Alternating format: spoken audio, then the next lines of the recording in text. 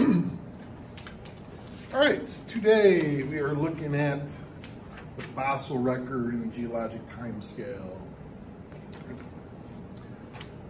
All right, so fossils are studied by paleontologists, not to get confused with archaeologists. Like if there are some ancient Roman ruins, then archaeologists would study those. A dinosaur bone that's 100 million years old, paleontologist studies those. So two different branches of archaeology is actually a branch of social studies, where paleontology is a branch of geology, which is like a real science. So there is a difference between them. So archaeologists don't study fossils, paleontologists do. All right, what a fossil is evidence of prehistoric life. Now, it doesn't have to, normally when you think of a fossil, you think about a fossil bone or a fossil shell, something like that. It doesn't have to be a part of the actual creature. It can be something a creature left behind. So it could be something like a footprint or an eggshell, or in some case feces could actually be a fossil if it gets turned into stone. So evidence of prehistoric life. Usually things that get preserved are the hard parts, like bones and shells and stuff. It is possible for soft stuff to get preserved. It's a lot more difficult, so they're not as common. But sometimes, like a woolly mammoth, sometimes they find like frozen in permafrost. Well, if it's frozen, then you actually get like the flesh and the skin and the stomach contents and stuff like that. So that's a much better fossil than just finding a bone. All right. So just kind of give you an idea of what some fossils are. We'll look at a few fossils here.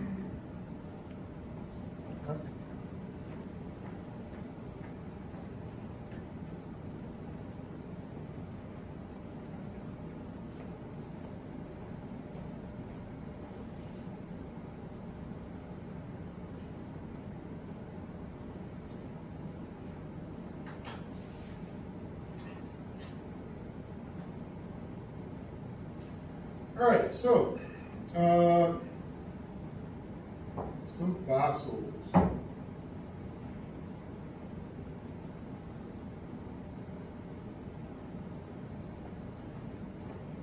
All right, this right here, this is an example of a fossil called a Eurypterid, which is a sea scorpion. It's about 400 million years old. This is actually the official fossil of New York State. And someone found this near Newark, New York, and gave this to me. So that's one fossil.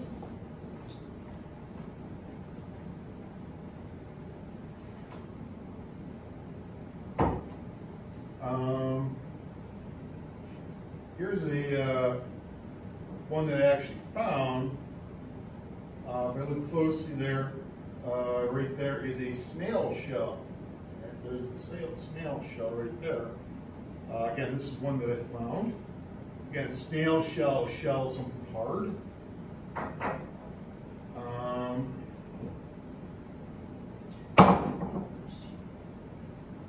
This guy here, you have a bunch of fossil nautiloids, cephalopods. So there's the shell, and they have like little tentacle things coming out the end there.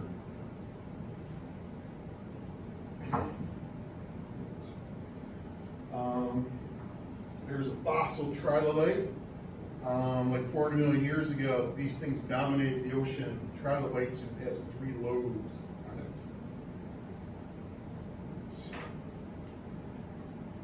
it.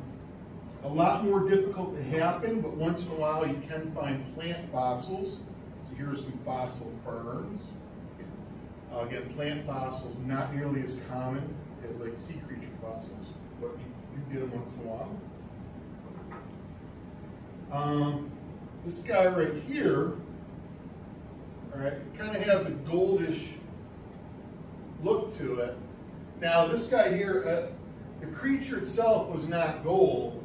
What happened is there's pores in the shell, and in this case what happened is the mineral pyrite fills in the little pore spaces, and that kind of takes the shape of the shell.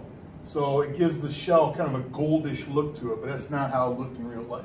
That's just the pyrite or fool's gold that's in what was a shell now.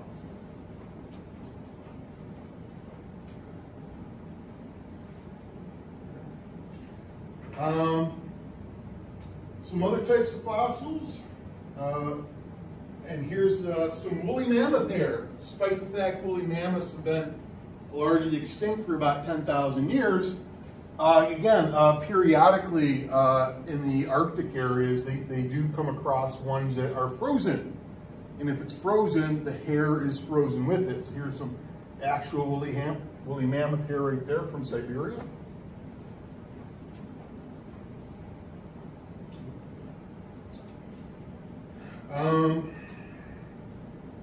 Now another type, if you watch Jurassic Park, amber.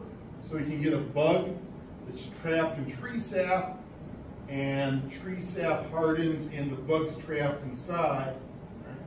So this is usually only good for insects because the sap's not that big. Now I'm going to confess, this is not a real piece of amber, it's a fake piece of amber. So they took a beetle and they stuck it in some plastic. So like a piece of amber that was this nice would be worth a lot of money. But I do have a piece of amber, it's just not nearly as nice as that one. So that one right there is a real piece of amber, and buried in there, there's a little itty bitty tiny little bug in there. But anyways, amber is really good because you get this, you don't just find the hard parts, you get to see the whole creature that way.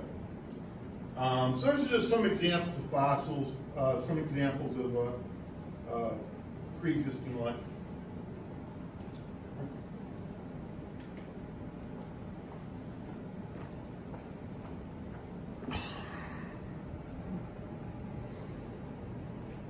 All right, so looking at fossils, what we find, all right, a variety of life. Fossils tell us that many different organisms have lived in the past. So as we're digging through the rock layers, we find fossils for many, many different creatures. And what we find is most of those creatures that we find as fossils are not alive today. So most creatures that have existed in the past have become extinct. What we also know is that most organisms don't even get preserved as fossils. And the reason being has to do with the next part. Most fossils are made from organisms' hard parts. So the things that get preserved the best are things like bones and shells and teeth, right? But some creatures don't have hard parts, right? Like a worm. All right, now an actual worm really doesn't have hard parts. You may find the worm burrow, the holes where the worm's dug in, but finding an actual worm fossil is kind of tough because it's basically just all fleshy. Or something like, amoeba, all right? Amoebas are tiny and they don't really have any hard parts. They don't get preserved too well. All right, so and plants, all right? Now I did show you a plant fossil just a few minutes ago. But plants are basically, for the most part, soft, except for their seeds. So a lot of plant leaves and stuff don't get preserved as fossils because they deteriorate before they get a chance to get preserved. So there's a lot of organisms that don't have hard parts, especially a lot of primitive organisms don't have hard parts. So it's really difficult for them to get preserved as fossils. So that's one reason. The second reason a lot of organisms don't get preserved as fossils is fossils are almost exclusively found in sedimentary rocks. Sedimentary rocks form in water. So that makes it really tricky for land creatures to get preserved as fossils. Because basically for a land creature to get preserved as a fossil, what you have to have is a land creature who goes in the water and then dies, all right? So where you find it a lot of times is where a land creature is like at the edge of a stream, right? Where it may have been going to the stream to get a drink and then die there, then eventually gets buried with sediment. Or maybe in a flood where a carcass of an animal gets washed up and gets washed out to sea or something, it might get preserved. But like if some raccoon or something dies in your backyard, that's not gonna get preserved as a fossil, because what's gonna happen is, insects are gonna eat away the meat, the other animals come by and they chew on the bones and stuff like that. To get preserved as a fossil, it has to get buried and then water has to get in there and stuff to turn it into a rock. So it's pretty hard for land creatures to get preserved as fossils too. So most organisms not preserved as fossils. Right? Now, the great thing about fossils is they could tell us a lot about what the environment was in past time periods. So for example, here in upstate New York, the rock around here where we are is largely from the Devonian period. So it's like 360 million years ago or so. Now, how do we know? Now, some rocks from that time period. Now, if you look at the fossils from that time period that we find around here, what we find is those fossils are from largely tropical type critters.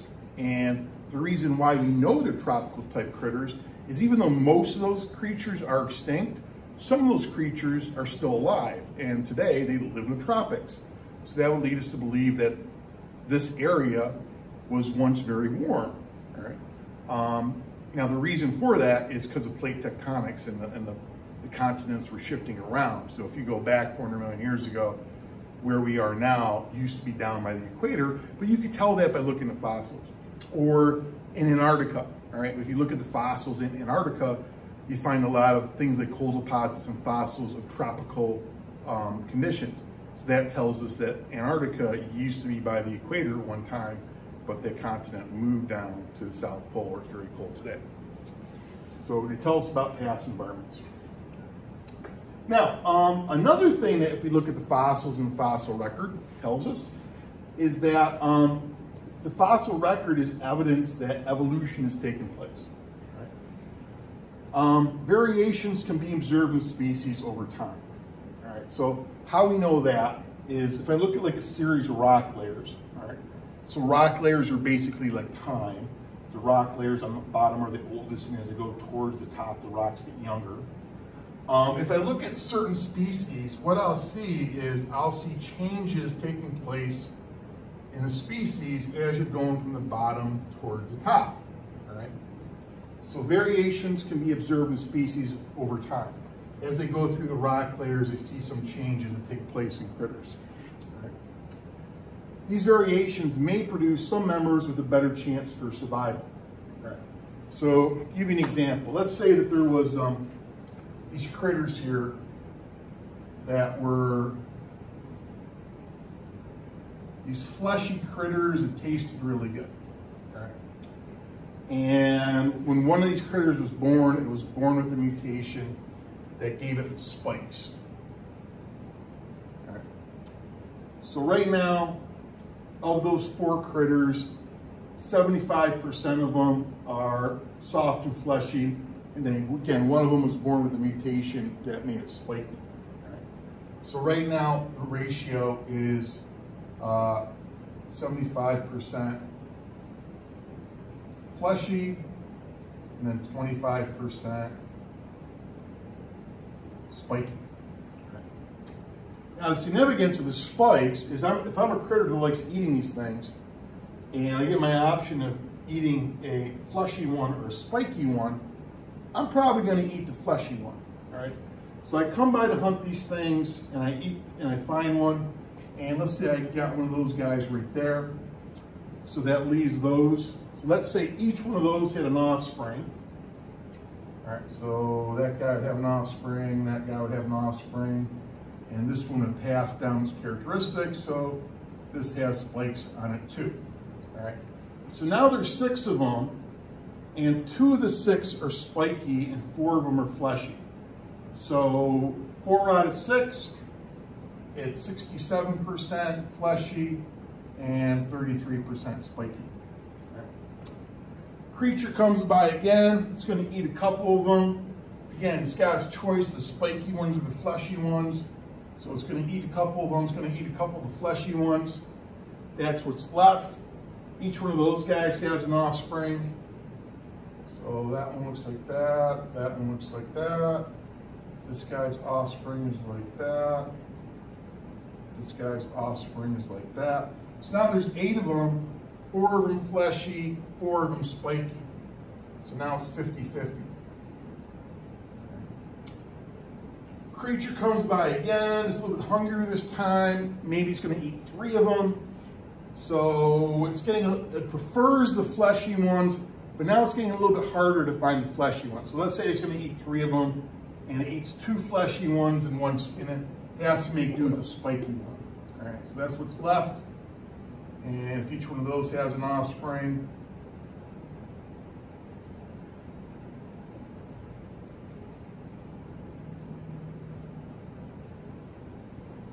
so now there's 10 of them. I got 4 fleshy and 6 spiky. So I'm down to 40% fleshy, 60% spiky.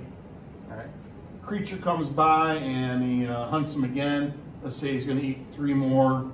Again, it's getting a little bit tougher to find the fleshy ones. So it eats 2 fleshy ones and 1 spiky one. So that's what's left. Let's say each of those has an offspring.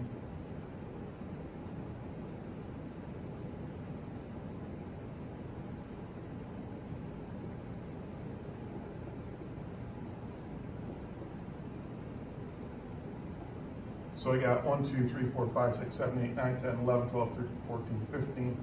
So I got 15 of them. 11 of them are spiky, only 4 of them are fleshy. So that makes it 73% and 27%.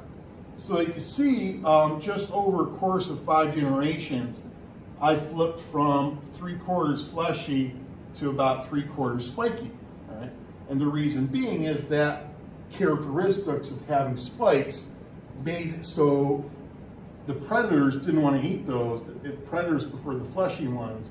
So as time goes by, there would be very few fleshy ones and they'd all be spiky because there'd be a variation that was advantageous. All right.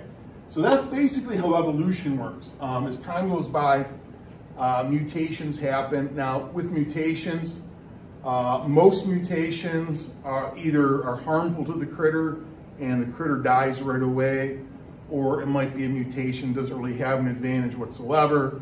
You know, if I was born with a mutation where I had a blue spot right there in my arm, it's probably not going to give me an advanced chance of survival, nor would it really hurt me. So that's not really a big deal. But every once in a while, a mutation happens that actually is advantageous to the creature and gives it a better chance to survive. Like this guy having spikes, so it would make less likely that that would get eaten and give it a better chance for survival, and that would carry on. And the fossil record produces lots of evidence for this. We find lots of situations where a creature had one appearance, and then relative over a period of time, there's a certain characteristics start to become dominant, and the original characteristic wasn't around anymore. That's what evolution is. All right. Now, we see it in the rock record taking place over millions of years, but for things that reproduce very quickly, we can see it take place over decades. An example of that would be like penicillin. Penicillin is used as an antibiotic. It's used to kill bacteria. Now, when they first discovered penicillin about 80 years ago or so, it was very, very effective. All right. If you had a bacterial infection, you take penicillin and it would pretty much wipe it out. But the thing is, let's say you had 1 million bacteria in your body and you took penicillin, and the penicillin killed 999,999 of them. All right, you're in good shape. But the thing is, that one bacteria that's left is the one that's resistant to penicillin. So that bacteria would be one that would be able to reproduce. All right, and its offspring would probably be resistant to penicillin as well. So what happens is when people overuse antibiotics, what happens is more and more and more bacteria are becoming more and more resistant to penicillin. Right? So that's an example of evolution of certain types of bacteria that have taken place in our lifespan, or in the past 80 years or so. All right. All right. So that's evolutionary development. Now, how we break down time is we break down time largely based on fossils. All right, history is divided into units based on fossil evidence. And how we have a history of the Earth from its early point to today is with the geologic column. Now, so the geologic column is the Earth's history preserved in rock. Right? So like if I have a series of rocks right here, all right, so that's the oldest one, that's the youngest one. All right. Now, so this gives me a history of what happens over here. Now, in any one area, the geologic column is not complete. So the Earth's about 4.5 billion years old. But at any one section, the rocks right there, they might only represent like 10 million years.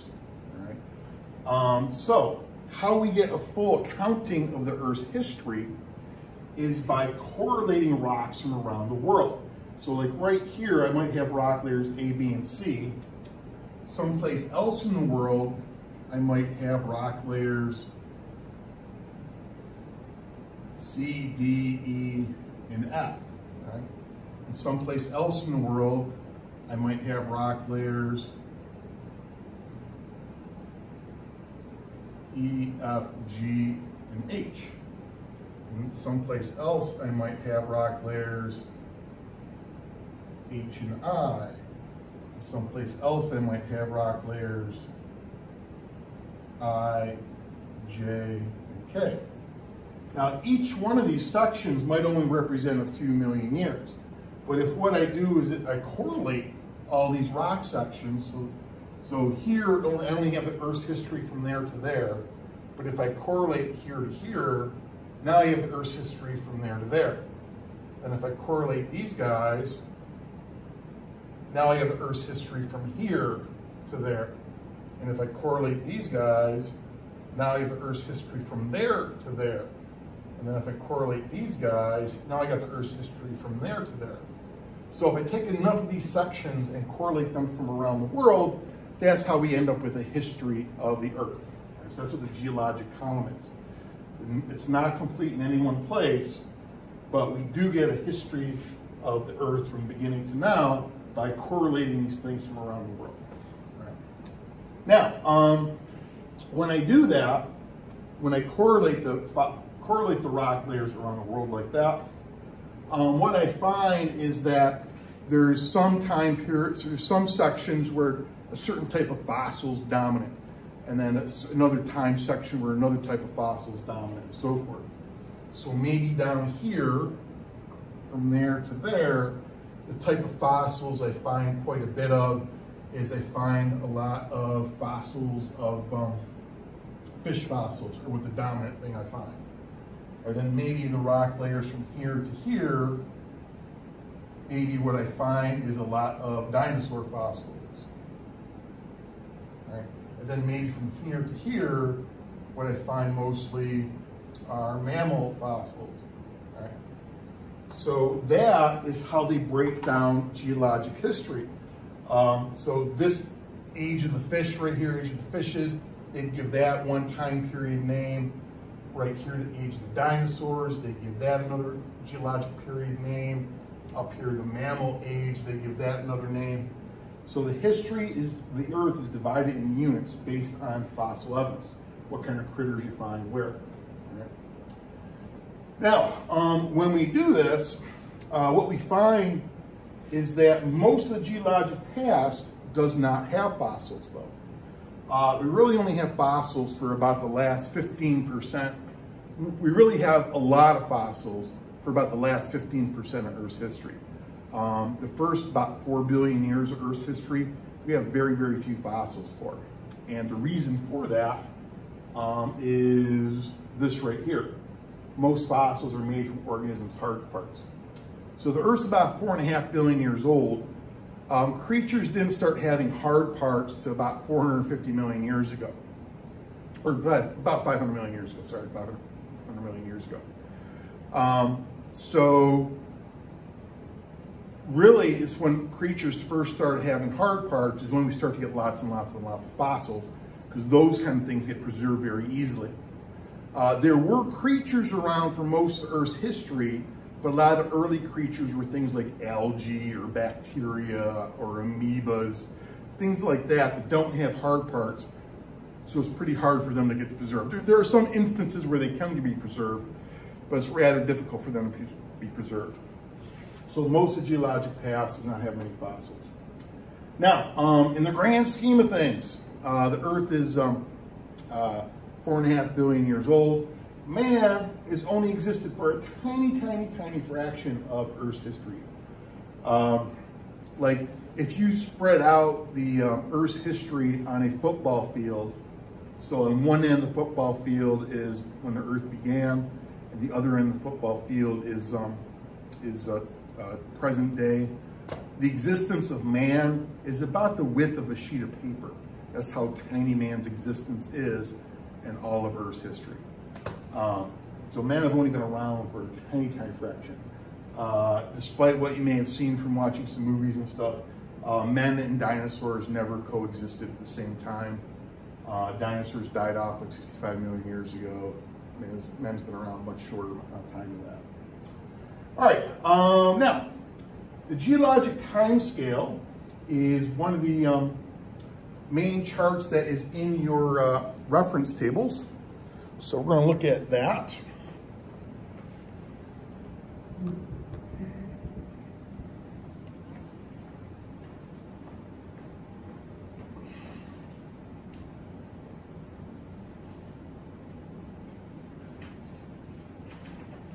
All right, so in your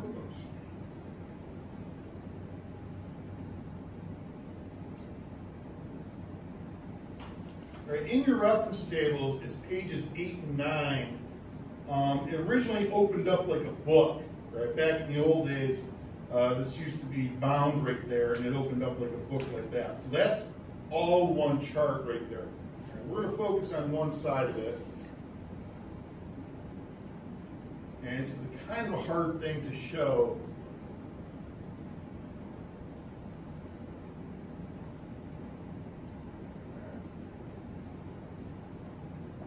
So we'll focus on one side of it. All right, so it has all sorts of things, various time units. So the biggest time unit are eons. So we got the Phanerozoic, the Precambrian, and so forth. So the Phanerozoic, this current one we live in, it's a little over 500 million years old. So I want to use these numbers on the side. So everything from there on down belongs to the Precambrian eon. Right? So the Precambrian, from there all the way to there, is the section. It doesn't really have very many fossils because critters didn't have hard parts yet. So they didn't have to start having hard parts right there. So if we look down through here, it has things like estimated origin of the Earth, so 4,600 million years ago. Earliest microfossils are right there. Oxygen produced by bacteria combines with iron to form oxide layers. So there's some information right here. Now, if I want to find out how old the evidence of biological carbon is, I come over here and it might be like, evidence of biological carbon, I come over here, so that might be like 3,700 million years ago, or like 3.7 billion years. Right? So anything right here, I would look at these numbers over here to find out how old they are. Now, most of what we know about Earth's history, though, is in this last little section right there, the Phanerozoic.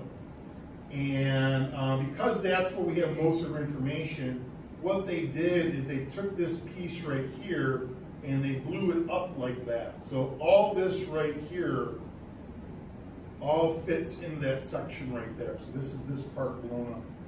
Right. So right there, about 542 million years ago, it says great diversity of life forms with shelly parts. So shelly parts basically means hard parts right there. So from here on up, we get lots of fossils.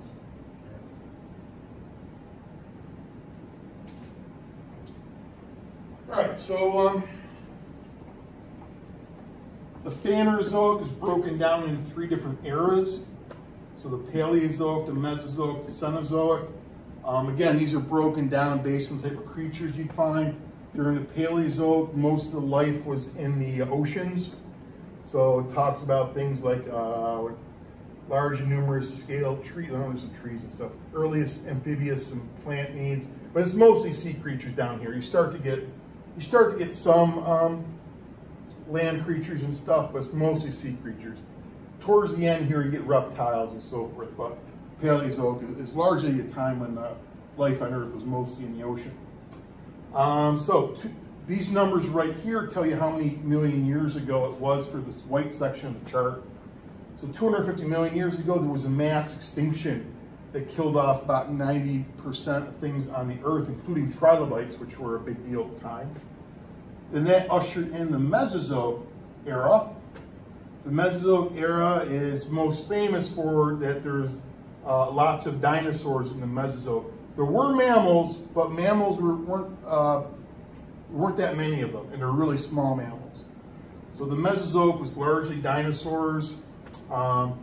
Earliest flowering plants didn't happen until up here about 100 million years ago or so.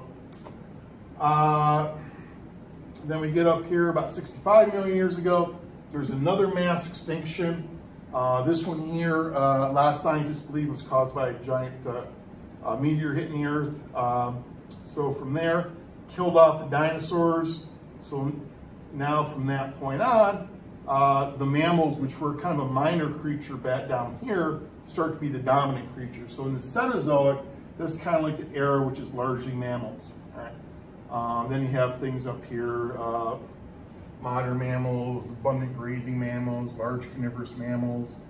If you go about 10,000 years ago, you have humans, mastodons, and mammoths existed. All right. Now, each era is broken down into periods. Again, the periods are based on what creatures were living at the time. You probably heard of the Jurassic is Jurassic Park.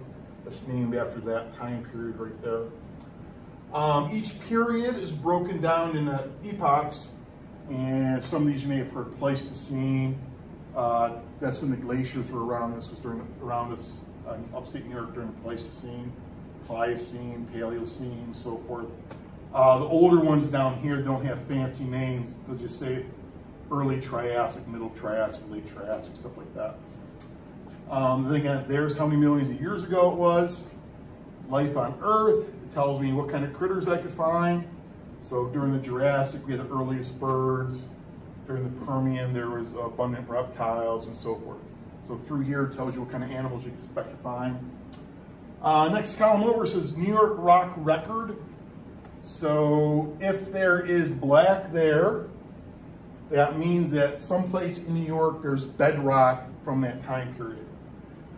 If there's that kind of shaded dash symbol, like there and there, what that means is we have rocks from that time period here in New York, but they're not bedrock. It's like loose sediment from that period and that period.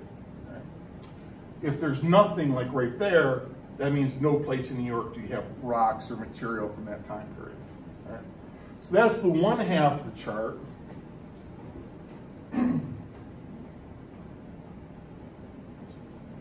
Other half of the chart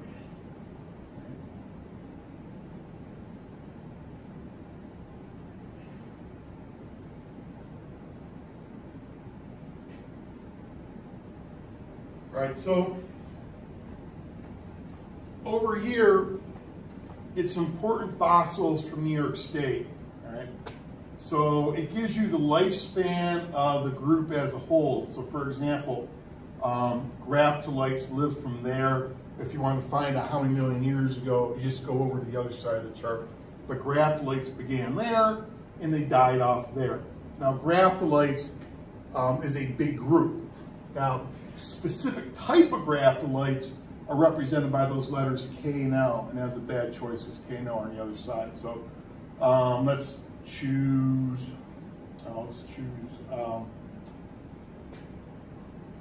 placoderm fish. All right, placoderm fish began there, which is in the Silurian, then it died off at the end of the Devonian. Now, so that's the lifespan of placoderm fish. Now there's a bunch of different types of placoderm fish.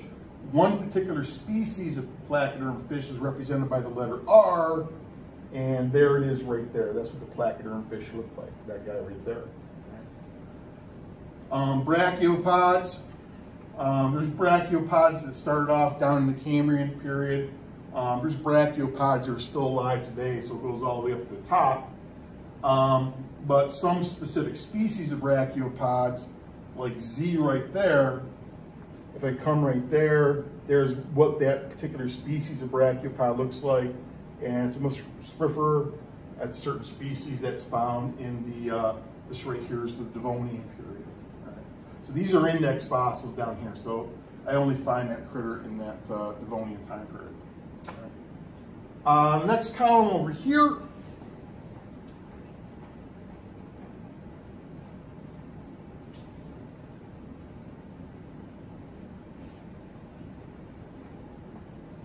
Next column over here says important geologic events in New York. So it tells you things about sands and clays underlying Long Island as Staten Island gets deposited, advance and retreat of the last glacier, Pangea begins to break up. So various things, geologic events that affected New York. It shows you where they fall in the geologic time scale.